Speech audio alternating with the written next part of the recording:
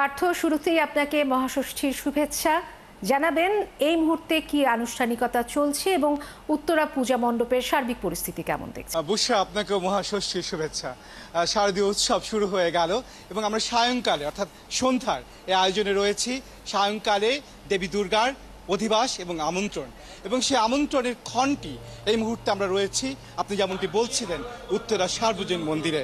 কিছুক্ষণ আগে ঢাকের শব্দে আসলে এই মণ্ডপে অধিষ্ঠিত হয়েছেন দেবী দুর্গা, এবং এখানে পূজার্থীরা আছেন। তাদের কাছে শুনতে চাইবো যে মনের মধ্যে যে আনন্দ খেলা করে। ঢাকের শব্দে কিছুক্ষণ আগে ঢাকের শব্দ শুনছিলাম, কেমন আনন্দ হচ্ছিল? পূজা চলে এলো না? জি, আসলে আমি আমার বোনকেই বলছিলাম যে যখন আমরা হেঁটে আসছিলাম যে এবার পুজো পুজো কেন জানি লাগছে না। আসার পরে যেই ঢাকের শব্দটা শুনলাম তখন আমি বলছিলাম যে এখন মনে হচ্ছে যে পূজা আসলো। একটা বছর আমরা অপেক্ষা করি এটার জন্য, সবচেয়ে বড় উৎসব যেটা আমাদের। এটার প্রিপারেশন যদিও আমরা মাসখানেক আগে থেকে শুরু করলাম, কেনাকাটা যা হয়, আত্মীয় স্বজন উপহার দেওয়া, এই পুরো জিনিসটাই যে একটা ফেস্টিভ যে ব্যাপারটা, এটা যে শুরু হলো এবং সেই শুরুর পরে আসলে কি আছে পুরোহিতের কাছে জানবো।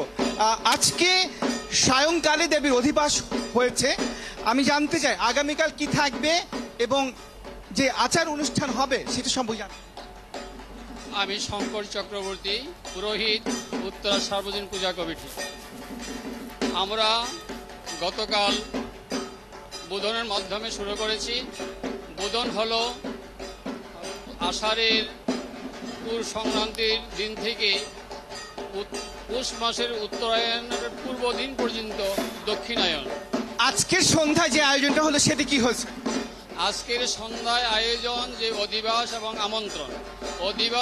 আমন্ত্রণ, আমরা মাকে বিভিন্ন প্রকৃতির জিনিসপত্র দিয়ে মাকে আহ্বান এবং স্তুতি বাক্য পাঠ করে তাহাকে মর্তে আহ্বান করে আসার জন্য।